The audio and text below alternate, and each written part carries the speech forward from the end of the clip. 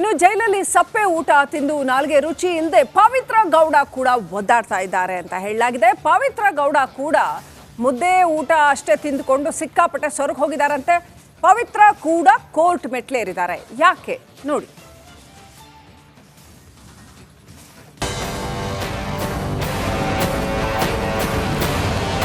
ಜೈಲೂಟ ತಿಂದು ತಿಂದು ಸೊರಗಿ ಸುಸ್ತಾಗಿರುವ ದರ್ಶನ್ ಮನೆಯೂಟಕ್ಕಾಗಿ ಕೋರ್ಟ್ಗೆ ರಿಟ್ ಅರ್ಜಿ ಸಲ್ಲಿಸಿದ್ದಾರೆ.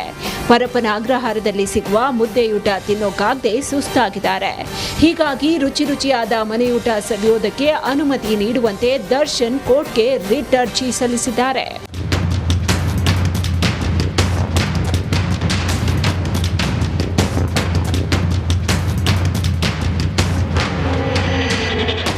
ದರ್ಶನ್ ಸಲ್ಲಿಸಿರುವ ರಿಟ್ ಅರ್ಜಿ ವಿಚಾರಣೆ ಜುಲೈ 18ಕ್ಕೆ ನಡೆಯಲಿದ್ದು, ದಾಸನಿಗೆ ಮನೆಯೂಟ ಸಿಗುತ್ತಾ ಇಲ್ವಾ ನೋಡಬೇಕು.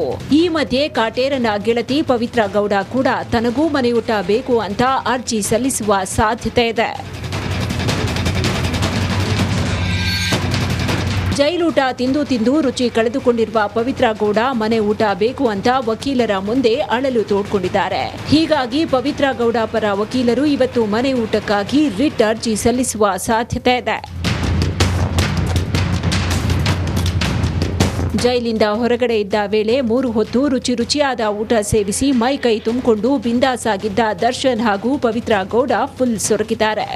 ಇದೀಗ ಇಬ್ಬರೂ ಮನೆ ಊಟಕ್ಕಾಗಿ ಕಾಯ್ತಾ ಇದ್ದು, ಇದಕ್ಕೆ ಕೋರ್ಟ್ ಏನ್ ಹೇಳುತ್ತೆ ಕಾದ್ ನೋಡಬೇಕು. Bureau report, Republic Kannada.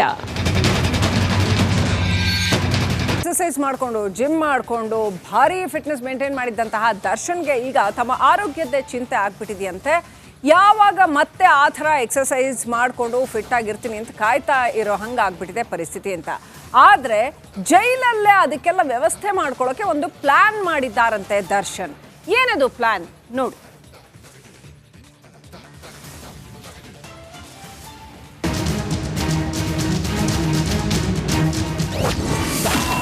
ಜೈಲಲ್ಲಿ ಇರೋ ದರ್ಶನ್ಗೆ ಆರೋಗ್ಯದ ಚಿಂತೆ. ಜೈಲಲ್ಲೇ ಜಿಮ್ ಮಾಡ್ತಾರ ಕೊಲೆ ಆರೋಪಿ. 3 ಹೊತ್ತು ಗುಂಡು ತುಂಡು ಪಾರ್ಟಿ ಮಾಡ್ತಿದ್ದ ದರ್ಶನ್ ತಮ್ಮ ದೇಹವನ್ನು ಫಿಟ್ ಆಗಿ ಇಟ್ಕೊಂಡು ಸದಾ ನಿಭಾಯಿಸ್ತಿದ್ರು. ಆದ್ರೆ ಅದ್ಯಾವಾಗ ಕೊಲೆ ಕೇಸ್ನಲ್ಲಿ ಜೈಲು ಸೇರಿದ್ರು ಆಗಿನಿಂದ ತಮ್ಮ ಆರೋಗ್ಯದ ಚಿಂತೆ ಹೆಚ್ಚಾಗಿದೆಯಂತೆ.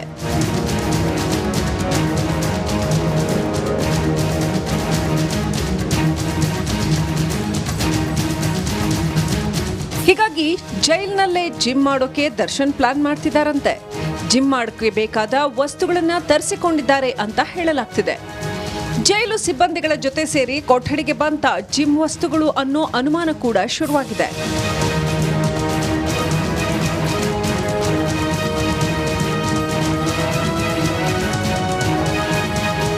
ಪ್ರತಿದಿನ ದೇಹ ದಂಡಿಸಿ ಫಿಟ್ನೆಸ್ಗೆ ಆದ್ಯತೆ ಕೊಡುತ್ತಿದ್ದ ದರ್ಶನ್ಗೆ ಜೈಲೂಟ ಹಿಡಿಸದೆ 10 kg ತೂಕ ಕಡಿಮೆ ಆಗಿದ್ದಾರಂತೆ. ಹಾಗಾಗಿ ಕೆಲ ಜೈಲಿನ ಸಿಬ್ಬಂದಿಗಳ ಜೊತೆ ದರ್ಶನ್ ಮಾತನಾಡಿದ್ದಾರಂತೆ.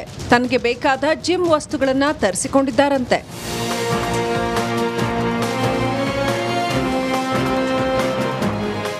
ಇನ್ನು ಪರಪ್ಪನ ಅಗ್ರಹಾರ ಜೈಲಿನಲ್ಲಿ ದುಡ್ಡಿದ್ರೆ ಎಲ್ಲವೂ ಲಭ್ಯವಾಗುತ್ತಾ ಅನ್ನೋ ಪ್ರಶ್ನೆ ಎದುರಾಗಿದೆ.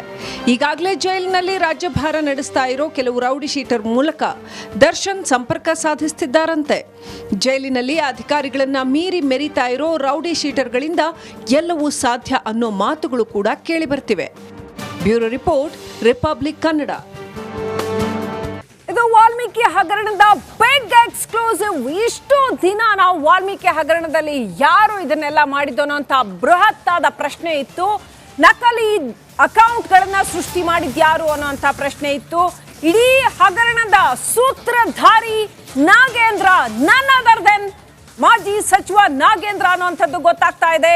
ಇಡಿ ಅಂತ ಒಂದು ವಿಚಾರವನ್ನ ಬಾಯ್ಬಿಡಿಸಿದೆ. ನಾಗೇಂದ್ರ ಆಪ್ತರು ಇಡಿಯಲ್ಲಿ ಆ ವಿಚಾರವನ್ನ ಬಾಯ್ಬಿಟ್ಟಿದ್ದಾರೆ. ಇಡಿ ತನಿಖೆಯ ಸಂದರ್ಭದಲ್ಲಿ ನಿಗಮದ ಸಿಬ್ಬಂದಿಗೆ ಬೆದರಿಸಿ ನಕಲಿ ಖಾತೆಗಳನ್ನ ಸೃಷ್ಟಿ ಮಾಡಲಾಯಿತು.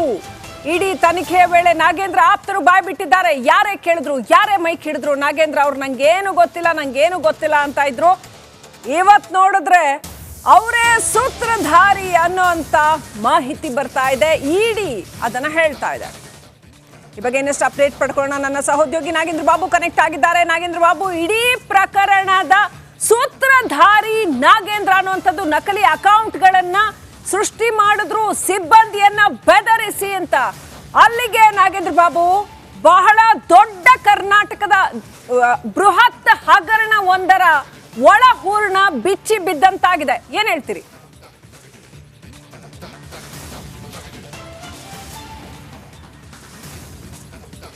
ಎಸ್ ಶ್ರೀಲಕ್ಷ್ಮಿ, ನೋಡಿ, ಇವತ್ತು ಗ್ಯಾರಂಟಿಗೆ ಹೊಂದಿಸೋದಕ್ಕೆ ಎಲ್ಲೋ ಒಂದು ಕಡೆ ಸರ್ಕಾರದ ಖಜಾನೆಯಲ್ಲಿ ಹಣ ಇಲ್ಲ ಅನ್ನುವ ವಿಚಾರಗಳನ್ನು ಸರ್ಕಾರದ ಭಾಗವಾಗಿರುವಂಥ ನಾಯಕರೇ ಹೇಳಿಕೆಗಳನ್ನು ಕೊಡ್ತಿದ್ದಾರೆ. ಅಂಥದ್ರಲ್ಲಿ ನಿಗಮ ಮಂಡಳಿಗೆ ಇಟ್ಟಂಥ ನಿಗಮ ಮಂಡಳಿಗೆ ಅದು ಫಲಾನುಭವಿಗಳಿಗೆ ಹಣ ಸಿಗಲಿ ಅಂತೇಳಿ ನಿಗಮ ಮಂಡಳಿಯಲ್ಲಿ ಇಟ್ಟಿರುವಂಥ ಹಣವನ್ನೇ ಇವರು ದುರುಪಯೋಗವನ್ನು ಪಡಿಸ್ಕೊಂಡಿದ್ದಾರೆ. ಅದು ಸರ್ಕಾರದ ಭಾಗವಾಗಿ ಸಚಿವರಾಗಿದ್ದಂಥ ಸಂದರ್ಭದಲ್ಲಿ ಬಿ ನಾಗೇಂದ್ರ. ಸೊ ಇದೆಲ್ಲವೂ ಕೂಡ ಇಡಿ ಅಧಿಕಾರಿಗಳು ದಾಳಿಯನ್ನ ನಡೆಸಿದ್ದ ಸಂದರ್ಭದಲ್ಲಿ ನೋಡಿ, 2 ದಿನ ದಾಳಿ ಮಾಡಿದ್ರಲ್ಲ 20 ಕಡೆ, ಆ ಒಂದು ದಾಳಿಯ ಸಂದರ್ಭದಲ್ಲಿ ಈ ಎಲ್ಲ ವಿಚಾರಗಳನ್ನ ಕಂಡುಕೊಂಡಿದ್ದಾರೆ. ತಮ್ಮ ಆಪ್ತರು ಯಾರೆಲ್ಲ ನಾಗೇಂದ್ರ ಅವರು ತಮ್ಮ ಆಪ್ತರು ಅಂತ ಹೇಳ್ಕೊಂಡಿದ್ರು, ಪ್ರಮುಖವಾಗಿ ನೆಕುಂಟಿ ನಾಗರಾಜ್ ಎಂದರೆ ಆತ, ಮತ್ತೊಂದು ಕಡೆ ನಾಗೇಶ್ವರ ರಾವ್, ಇವರಿಬ್ಬರನ್ನ ಕೂಡ ವಿಚಾರಣೆಗೊಳಪಡಿಸಿದಾಗ ಅವರಿಂದ ಇಡಿ ಅಧಿಕಾರಿಗಳಿಗೆ ಮಾಹಿತಿ ಸ್ಪಷ್ಟವಾಗಿ ಗೊತ್ತಾಗಿರುವಂಥದ್ದು ಈ ಹಗರಣದ ಹಿಂದೆ ಇರುವಂಥ ಪ್ರಮುಖವಾದಂಥ ಸೂತ್ರಧಾರಿಯೇ ಈ ಮಾಜಿ ಸಚಿವ ಆಗಿರುವಂಥ ಬಿ ನಾಗೇಂದ್ರ ಅನ್ನೋದು. ಬಿ ನಾಗೇಂದ್ರ ಅನ್ನೋದು ಯಾಕೆ ಅವ್ರಿಗೆ ಕನ್ಫರ್ಮ್ ಆಗುತ್ತೆ ಅಂತ ಇಡಿ ಅಧಿಕಾರಿಗಳಿಗೆ, ಮೇ 27ನೇ ತಾರೀಕು ಚಂದ್ರಶೇಖರ್ ಆತ್ಮಹತ್ಯೆ ಆಗುತ್ತೆ. ಮೇ 29ನೇ ತಾರೀಕು ಇದೇ ನಾಗೇಂದ್ರ ಅಧಿಕಾರಿಗಳ ಜೊತೆಲಿ ಶಾಂಗ್ರಿಲಾ ಸಂಪರ್ಕದಲ್ಲಿರಿ. ನವೀನ್, ಪದೇ ಪದೇ ಜೈಲಿಗೆ ಬರ್ತಾ ಇದ್ದಾರೆ ದರ್ಶನ್ ಪತ್ನಿ ವಿಜಯಲಕ್ಷ್ಮಿ ಭೇಟಿಯಿಂದ ಪವಿತ್ರ ಗೌಡಗೆ ಆತಂಕ ಉಂಟಾಗ್ತಾ ಇದೆಯಾ? ಬ್ಯಾಕ್ ಟು ಬ್ಯಾಕ್ ಭೇಟಿಯಿಂದ ಪವಿತ್ರ ಗೌಡಗೆ ಟೆನ್ಷನ್ ಶುರುವಾಗ್ತಾ ಇದೆಯಾ?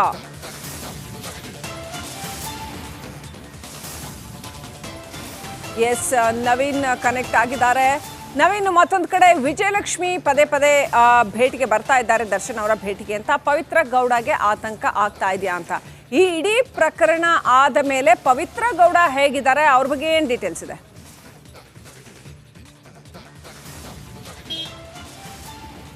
ಶ್ರೀಲಕ್ಷ್ಮಿ, ಪರಪ್ಪನಾಗ್ರಹಾರ ಜೈಲಿನ ಮಹಿಳಾ ಬ್ಯಾರಾಕ್ನಲ್ಲಿ ಇರುವಂತಹ ಏನು ಇನ್ನೂ 9 ಜನ ಜೈಲು ಕೈದಿಗಳೇನಿದ್ದಾರೆ, ಮಹಿಳಾ ಕೈದಿಗಳು, ಅವರಿರೋ ಬ್ಯಾರಾಕ್ನಲ್ಲಿ ಪವಿತ್ರ ಗೌಡ ಇರುವಂಥದ್ದು. ಆದರೆ ಈಗ ಪವಿತ್ರ ಗೌಡಗೆ ಒಂದು ಆತಂಕ ಶುರುವಾಗಿದೆ. ಏನಂತ ಹೇಳಿದ್ರೆ, ಸಮತಾ ಏನು ಪವಿತ್ರ ಗೌಡ ಆಪ್ತೆ ಸಮತಾ 2 ಬಾರಿ ಜೈಲಿಗೆ ಯಾವಾಗ ಭೇಟಿ ಕೊಟ್ಟು ಒಂದು ದಿನ ಪವಿತ್ರ ಗೌಡನ ಭೇಟಿ ಆಗ್ತಾಳೆ ಸಮತಾ, ಅದಾದ ಮಾರನೇ ದಿನ ದರ್ಶನ್ ಅವನು ಕೂಡ ಜೈಲಿನಲ್ಲಿ ಬಂದು ಭೇಟಿಯಾಗಿ ಹೋಗ್ತಾಳೆ. ಇದಾದ ಬಳಿಕ ಏನು ಸಮತಾಗೂ ಕೂಡ ಒಂದು ನೋಟಿಸನ್ನು ಕೂಡ ಪೊಲೀಸರು ಕೊಡ್ತಾರೆ. ಇದೆಲ್ಲ ಬೆಳವಣಿಗೆಯನ್ನ ಸೂಕ್ಷ್ಮವಾಗಿ ದರ್ಶನ್ ಪತ್ನಿ ವಿಜಯಲಕ್ಷ್ಮಿ ಅವರು ಗಮನಿಸಿರ್ತಾರೆ. ಅದಾದ ಬಳಿಕ ಏನು ದರ್ಶನ್ ಮತ್ತು ಪವಿತ್ರ ಗೌಡ ಏನಾದರೂ ಜೈಲಲ್ಲಿ ಮತ್ತೆ ಸಂಪರ್ಕಕ್ಕೆ ಏನಾದರೂ ಬರ್ತಾರಾ ಅಥವಾ ಅವ್ರಿಗೇನಾದರೂ ಕಾಂಟ್ಯಾಕ್ಟ್ ಆಗುತ್ತಾ ಅನ್ನೋ ನಿಟ್ಟಿನಲ್ಲಿ ಒಂದಷ್ಟು ಮಾಹಿತಿಯನ್ನ ಇಲ್ಲಿ ಕಲೆ ಹಾಕೋದಕ್ಕೆ ಮುಂದಾಗಿರ್ತಾರೆ. ಈ ಸಂದರ್ಭದಲ್ಲಿ ಈಗ ಒಂದು ಎಚ್ಚರಿಕೆಗೊಂಡಿರೋದು ಏನಂತ ಹೇಳಿದ್ರೆ, ಪವಿತ್ರ ಗೌಡ ಮುಂದಿನ ದಿನಗಳಲ್ಲಿ ನಾನೇನಾದರೂ ದರ್ಶನ್ ಜೊತೆ ಇದೇ ರೀತಿ ಸಂಪರ್ಕದಲ್ಲಿ ಇದ್ದರೆ ಅಥವಾ ಆ ಒಂದು ವಕೀಲರ ಮೂಲಕ ನಾನು ಕಾನೂನಿಗೆ ಏನು ಹೋರಾಟ ಮಾಡ್ತಿದ್ದೀನಿ, ಆ ಹೋರಾಟದಲ್ಲಿ ದರ್ಶನ್ ಕಡೆ ಏನಾದರೂ ನನಗೆ ಸಹಕಾರ ಕೊಡದೆ ಅಂದರೆ ಆ ಒಂದು ಈ ಕೊಲೆ ಪ್ರಕರಣದಲ್ಲಿ ಏನು ತನಿಖೆ ನಡೀತಿದೆ ಈಗಾಗಲೇ, ಆ ಒಂದು ಪ್ರಕರಣದಲ್ಲಿ ನಾನು ಬಳಸ್ಕೊಳ್ಳುವಂಥ ವಕೀಲರೇನಿದ್ರೆ ಅವರು ದರ್ಶನ್ ಕಡೆಯವರು ಏನಾದರೂ ಆಗಿದ್ರೆ ಶ್ರೀಲಕ್ಷ್ಮಿ ನನ್ನ ವಿರುದ್ಧ ತಿರುಗಿ ಬೀಳ್ತಾರೆ ಅನ್ನೋ ನಿಟ್ಟಿನಲ್ಲಿ ಈಗ ಪವಿತ್ರ ಗೌಡ ಒಂದಷ್ಟು ಟೆನ್ಷನ್ಗೆ ಒಳಗಾಗಿರುವಂಥದ್ದು. ಯಾಕಂತ ಹೇಳಿದ್ರೆ ಅಲ್ಲಿ ಒಳಗಡೆ ಏನಾದರೂ ದರ್ಶನ್ ಕಡೆಯವರು ಅವ್ರ ಮನೆಯವರು ಏನೀಗ ವಿಶೇಷವಾದ ಕಾಳಜಿಯನ್ನು ವಹಿಸಿ ಈಗಾಗಲೇ 3 ಬಾರಿ ದರ್ಶನ್ ಪತ್ನಿ ವಿಜಯಲಕ್ಷ್ಮಿ ಜೈಲಿಗೆ ಬಂದು ಹೋಗಿದ್ರು, 2 ಬಾರಿ ಮಗನನ್ನ ಕೂಡ ಕರ್ಕೊಂಡು ಬಂದಿದ್ರು, ಒಂದ್ಸಾರಿ ದರ್ಶನ್ ಅವರ ತಾಯಿ ಮೀನಮ್ಮ ಅವರು ಕೂಡ ಬಂದು ಹೋಗಿದ್ರು, ದಿನಕರ ಸಹೋದರ ದಿನಕರ ಅವರು ಕೂಡ ಬಂದು ಹೋಗಿದ್ರು. ಇದೆಲ್ಲ ಬೆಳವಣಿಗೆ ಆದ ನಂತರ ಜೈಲಿನಲ್ಲಿ ಒಳಗಡೆ ಇರುವ ಪವಿತ್ರ ಗೌಡಗೆ ಈಗ ಸಂಪೂರ್ಣ ಆತಂಕ ಶುರುವಾಗಿರೋದು ಅಂತ ಹೇಳಿದ್ರೆ, ನಾನು ಈಗಾಗಲೇ ಈ ಒಂದು ಪ್ರಕರಣದಲ್ಲಿ A1 ಆರೋಪಿಯಾಗಿ ಜೈಲು ಸೇರಿದ್ದೀನಿ. ಮುಂದಿನ ದಿನಗಳಲ್ಲಿ ಈ ಒಂದು ಪ್ರಕರಣದಲ್ಲಿ ನನಗೆ ಯಾವುದಾದ್ರೂ ನಾನು ಪರ್ಸನಲ್ ಆದ ಒಂದಷ್ಟು ಏನು ಈ ಒಂದು ಕೇಸ್ನಲ್ಲಿ ಜಾಸ್ತಿ ಹೋರಾಟ ಮಾಡೋದಕ್ಕೆ, ಕಾನೂನು ಹೋರಾಟ ಮಾಡೋದಕ್ಕೆ ಒಳ್ಳೆಯ ವಕೀಲರನ್ನ ನೇಮಕ ಮಾಡಿಕೊಂಡ್ರೆ ಇನ್ನೊಂದಷ್ಟು ಕಾನೂನಿಗೆ ಏನು ನನಗೆ ಹೋರಾಟ ಮಾಡೋದಕ್ಕೆ ಸಹಕಾರ ಆಗುತ್ತೆ ಅನ್ನೋ ನಿಟ್ಟಿನಲ್ಲಿ ಸಮತಾ ಗೌಡ ಜೈಲಿಗೆ ಬಂದಾಗಲೂ ಕೂಡ ಪವಿತ್ರ ಜೊತೆ ಇದೇ ಚರ್ಚೆ ಆಗಿದೆ ಅನ್ನೋ ಮಾತು ಹೊರಗಡೆ ಕೇಳಿ ಬರ್ತಾ ಇರುವಂತದ್ದು. Srilakshmi, right, thank you Naveen, details